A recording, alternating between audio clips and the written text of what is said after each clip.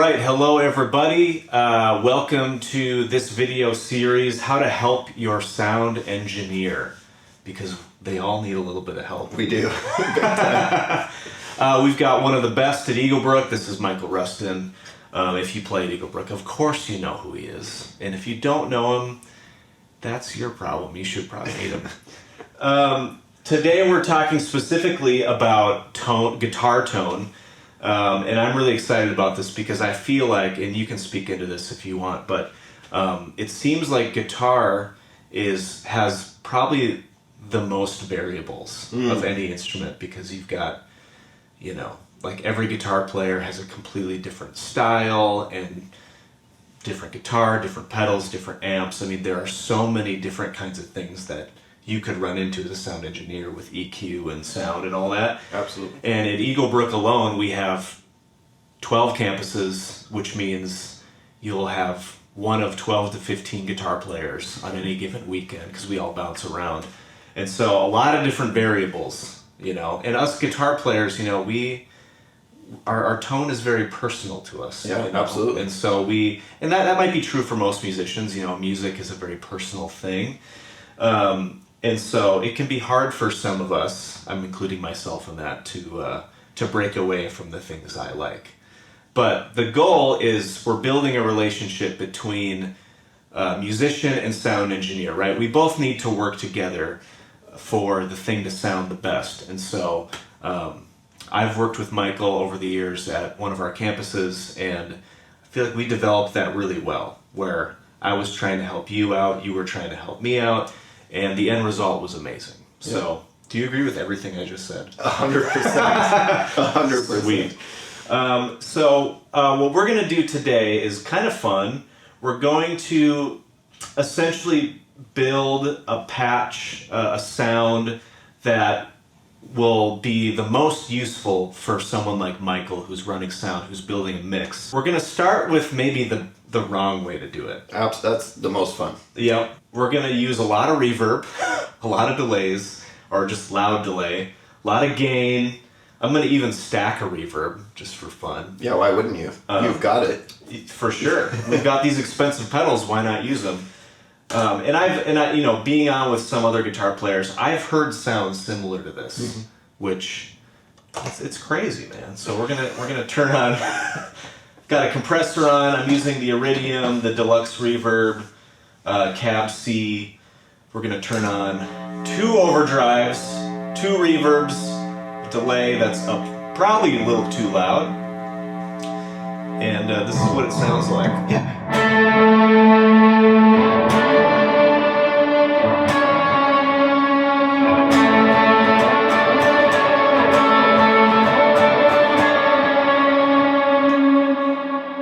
So huge. It's massive. I mean, it's awesome. Epic.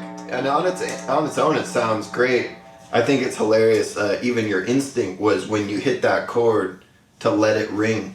Yeah. Because you know that a sound like that must mean that you have a lot of space in the part. Yes. But then you actually started playing the part, and it was like, oh, wait. Yeah. That's a lot of strumming with a lot of stuff going on. Yeah, like if we're using, if we need to fill, a worshipful, maybe prayer moment with some swells.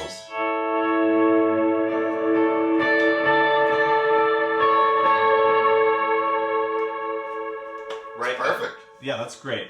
But then when you got to dig in, the whole band's playing, my assumption is you can't hear me.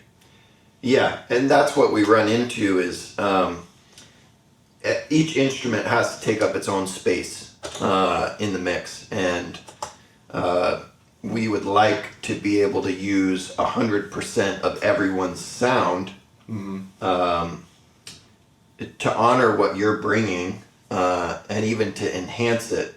But if every sound is huge, inevitably we have to chop it up to make space. The song is this box, and you can allow some little corners to poke out, but you can't make the song this box. Right. It has its limitations. Yeah, and it makes sense that you get these kinds of sounds from players in the worship realm, because the pedals look beautiful. We want to buy them. And, like I have the Big Sky, which is an old pedal at this point, but this one, there's 5,000 different reverbs and all these different parameters. So it's like, I want to use these, man. And you feel like you have to because you got the pedal. But we have the same temptation on the audio side. Right. We have a lot of toys to play with. There's a lot of things we can do. Yep. But ultimately, I love what Mike said in his drum video. Like, it's about serving the song, and it's not about saying, hey, we don't want you to bring your own style, your own tone, your own personality, maybe even reinterpreting parts a little bit. That's all fine, as long as it's with the mindset of how do we serve the song, right? Yeah. Basically, anytime we lose that lens, we're bound to get off track. Yep. So Yep. A big way to kind of have the perspective of a sound engineer is if you're at Eagle Brook or a church that has the opportunity to hear the mix after rehearsal. Like, you record those mixes, you can recall them and play them and even solo out like different instruments. A big way to get this perspective is to go get behind the soundboard after rehearsal and have your sound engineer show you how it's translating, how your instrument is translating with the mix and even without. I mean, I've learned so much about, like, because in the ears, I'm like, okay, this big reverb sounds amazing and I'm inspired, but then I hear it out in the room and I'm like, that sounds like crap. Well, and it's not, just to be clear on one thing, it's not about pleasing us and our preferences. Right.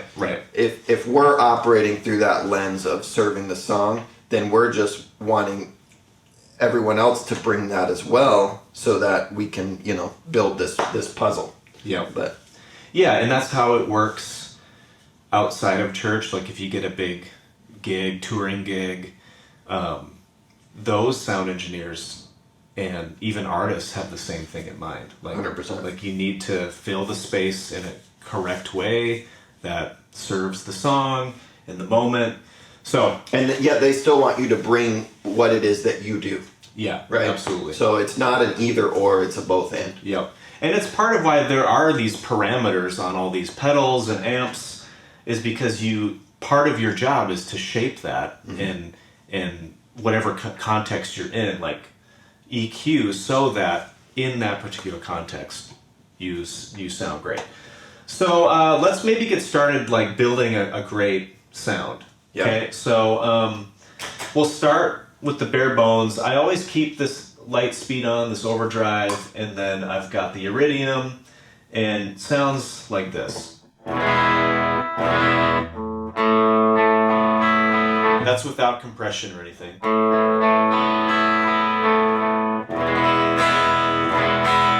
Okay. So, do you have any initial thoughts on that sound, just as it is? That's a great quintessential guitar sound. Yeah. A little bit dirty. It sounds like you're plugged into a tube amp. Great. Okay, and then let's talk a little bit about compression, because I'm actually curious on your thoughts on how helpful compression is. For me, when I turn my compressor on, I'm immediately more inspired in the ears. And so, sounds like this. Here's with compression on.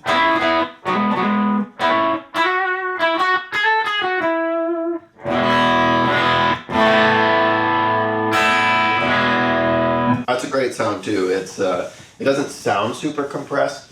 The main thing I hear in it is it's sort of acting as a boost. Yeah. But what you said about feeling more inspired in the ears makes sense. Compression by way of bringing your peaks down and then turning up the low level stuff makes all those little intricacies in your playing kind of pop out, and it evens out what could be spiky or pokey.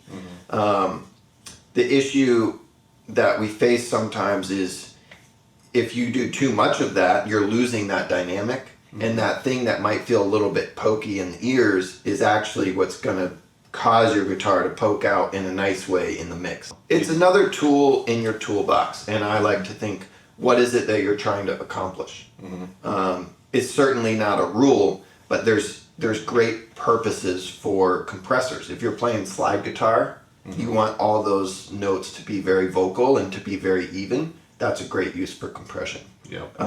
If you're playing a finger-picked thing and you want to make sure that each one of those notes sounds very even and they're not popping out, one more than the other and the quiet notes are heard, that's a great use for compression. Sweet. Some guys use it to clean up the signal a little bit. If you're always on drive guy, you could either put the compressor before or after your drive to actually clean it up a little if you don't want to lose the character of the overdrive. Okay, so we'll just keep that. So that's the next step. We got our drive, our compression.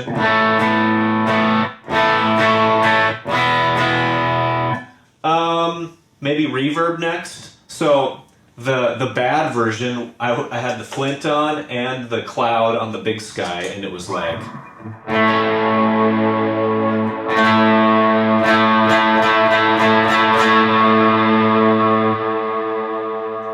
So we definitely don't want it that big for the song example we're going to use. I guess I'll just show you what I normally have for like my stage 1 reverb for worship. It's just like it's just a hall. So it's not too much, but.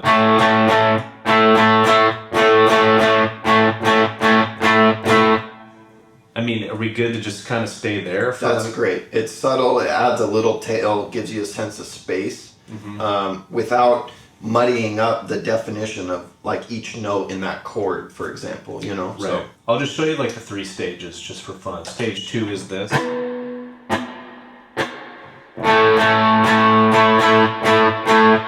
And even that one I use sometimes for like bigger moments, depending on what's happening in the song, because it's big, but I think I have the pre-delay up quite a bit, so you still hear mainly the guitar. That's a great point. And then the reverb is kind of just like a bed underneath that.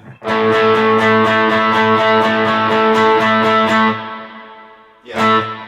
I love the way that still decays very naturally, but you essentially just put your guitar in a bigger space. Yep. It sounds a little more epic. Yep. That's great for certain parts, like you were saying. Yep. And I would even, as long as we're on reverbs, I would even say, I've heard people use humongous reverbs for like those swelly things, which are awesome, but this is as big as I've ever gotten in the last year.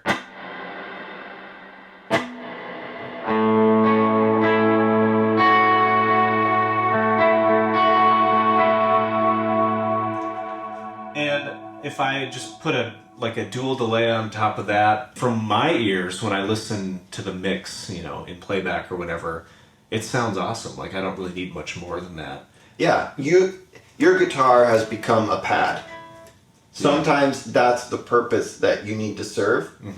But think about that, like you've taken away all your dynamic range and you have this sound now. And it's cool. Yeah. It's ethereal and it's got a little modulation. It's beautiful. But it's another pad. So then context is everything. Right. Is there a keys pad? Is there tracks pads? Is that the purpose you need to be serving there? If it is, that's great. Yep. If not, you're one more sound that I need to fit in with other pad sounds. Yep. Sweet. Well, I'll go back to stage 1 because I think that'll serve this particular song. So we're back to here.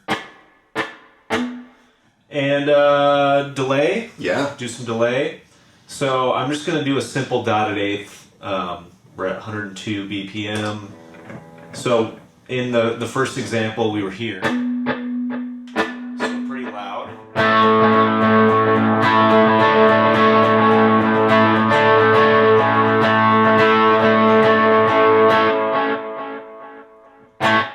Yeah, what are your initial thoughts? Do we turn that down? Do we keep it where it's at? How are the repeats? Yeah, I think you could half the level, the mix of the delay, and maybe also turn down the repeats a little. Yeah, and explain why. Yeah, the reason is, the part is the syncopation in your strumming. And then the delay just serves as an accent and a tail to that.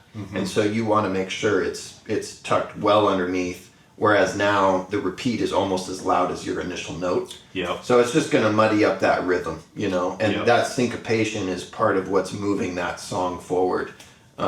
When syncopation becomes constant, it loses some of its effect. And you might have a constant rhythm like that elsewhere, like in this case, probably on the hi-hats for the groove. Right. So the syncopation from the delay could actually get in the way yeah, of some of the other stuff happening. you want the accents in the part to be accents. Yep. Okay, so I've turned the mix down and the repeats as well. Let's hear this.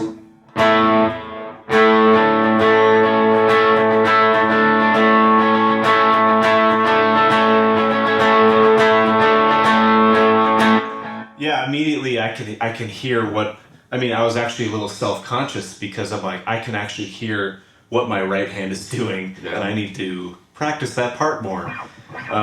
It's not just accenting the rhythmic element too. What I noticed is now the chord changes are less blurred as well. Yes. They're not just meshing together into this. It's like more distinct. It's like dun, dun, dun, which is the song. Yeah. I think that it just reminds me, I think a goal should be, as a guitar player, like you want the guitar to sound like a guitar. Like you want to hear the actual tone of the guitar and what your hands are doing, which when you use a ton of reverb, you use a ton of delay, even a lot of drive, like it starts to sound less like a guitar. You know, like you just hear kind of this mush of sound. But like this,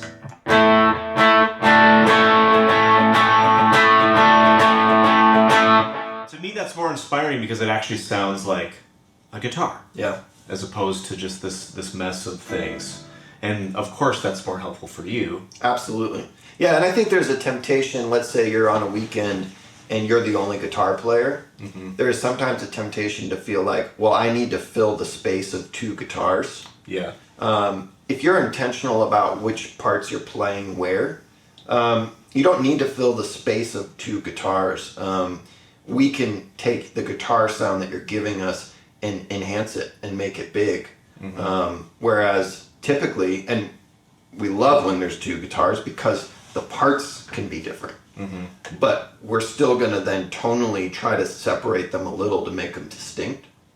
And that's typically through subtracting something. Yeah. So you don't need to add extra delay, extra reverb, extra drive just because you're one guitar versus two. Yeah. Before we get to the example with the song, with this thing we've put together, are there any other final things that we can talk about, like things within tone that you prefer or don't prefer? I'm thinking of like, you know, because some guitar players have like more high end maybe in their sound. Maybe they have more like there's all kinds of different EQs. Is there a general like EQ that you look for that you like, or one that you don't like? Does anything come to mind as I'm speaking? Yeah, totally. You know, every guitar and amp and the combinations of them sounds different, so they're going to have a bit of an EQ spectrum that varies, and that's fine. I don't think there's any audio guy who would say, you know, the worship sound has to be a Vox or has to be a Tele or has to be a Fender. Like, we want you to bring your thing. I think it's a little more broad than specific, but it's, you know, guitar is a mid-range instrument, so we don't need a bunch of low end. Yep. So if you're moving towards more of the Fender amp sound and maybe a humbucker guitar, which happens to be the combo that you play. Wow. There can be a tendency to have a little bit of a low and low mid build up in the sound. Yep. As long as you're not then taking that further. Yeah. And trying to add even more. Yeah, I mean, look at how low my bass is on here. I mean, I barely have any. Yeah, and if you've ever played through a Fender tube amp, that's kind of the thing. Yeah. You don't really go past 2 on the bass, if at all. Yeah. The nature of, you know, a larger speaker and cabinet and like the 6L6 sound, it's like very full on the bottom. We've got bass guitar in the mix, sometimes synth bass, kick drum, perk stuff, maybe the bottom part of keys. So we're just going to cut that. Sure. You know, Yeah. and there's ways we can try to do that to not mess up the sound. But the more you can bring a sound that's already fitting in that mid-range Yeah. space, the less we'll have to do to it. Yeah. So, which, you know, we don't mind doing stuff to the sound, but the principle's true. The more it's right at the source, the better it's going to be. Yep. So get your source right. Or else.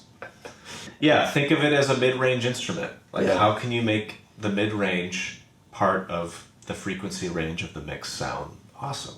Yep. That's your role. Yeah, and there's things to watch out for. I mean, one of the things a compressor can do, if the low-level signal is also the kind of lower end of the frequency spectrum, it might boost that. So that's something to look out for. Yep. You know, your drive might kind of darken the top end a little bit. So then if you combine all those things and you already have, let's say, like a humbucker guitar, well then if you don't have enough top end in your signal, it's going to feel low end heavy, really just from that roll off and the darkness in the top end. So things to look out for as you're building your sound. Cool. Okay, so I think what we'll do now is I'll play that riff. It's Hear and Expectant, Eagle Brook song, and I'll play the exact sound we came up with, and we'll see how it sounds in the mix. Yeah. All in.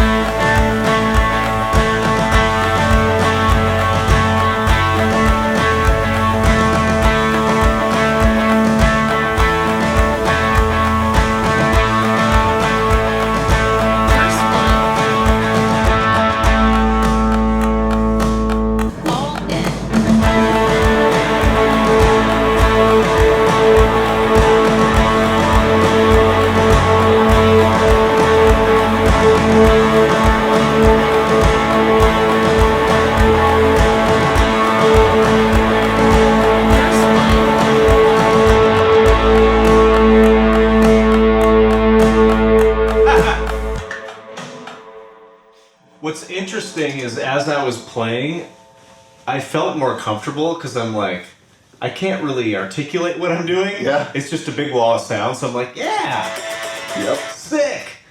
But that's not a good sign. If you can't hear your articulation, then you probably need to. You're a big dirty pad. Big dirty pad. Okay, I'm gonna add the lead line, and I'll put my typical boost on. How about that? Yeah. That's all I'll add. Same exact patch, but with just a boost or a second stage. All in.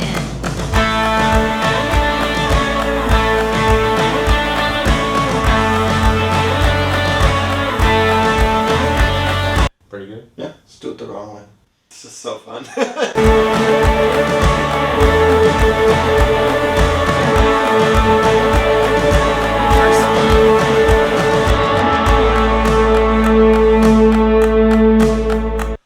All right. You just heard the wrong ways to do it and the right ways to do it. And obviously that's subjective, right? Like, our way isn't the only way, but generally, a lot of reverb, a lot of delays, which we call the wrong way, and then the more intentional way, where we thought deeply about how much level do we have on the delay? Is the reverb actually working within the mix? Like, all that kind of stuff. Yeah. So hopefully you get kind of an idea of how you should be shaping your sound and how you should be thinking about, like, what does the sound engineer actually need from me, while also staying true to who you are as a player in your sound and your tone. So any final thoughts from you? That's a great summary. Bring your inspirations, your sounds, but do it in a way that's, I'm here to serve this song, this context. As long as there's an open line of communication and an attitude of service, there's going to be a great work relationship, and it's going to give you better results. Yeah, Both of us. Yeah, Yeah. absolutely. So, and that's a great thing to end on. Like, the most important part of all this is that relational dynamic between you and the sound engineer. That needs to be a thing. There have been too many examples of, a guitar player being like, oh, they turned me down. They're grumbling, but then they don't actually go and talk to them about it. There's no relationship built. If that can get built, that goes so far. It helps your playing. It helps them. You both grow. It's huge. So we're all in this together. Absolutely. Michael and I are best friends. BFFs for life.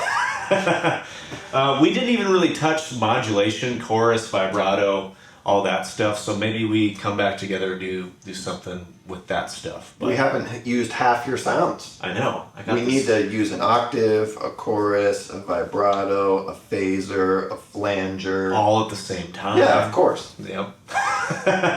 With 8 delays as well. At least. So maybe we'll get into that, but hopefully this has been helpful for you as you go on your tone shaping journey. Just love on your sound guys or sound girls, sound engineers, I like to say that. But it's an important thing. Hopefully this has been helpful. Stay tuned. There will definitely be more of this. And subscribe to the channel. And hopefully every month we're putting stuff out. So take care.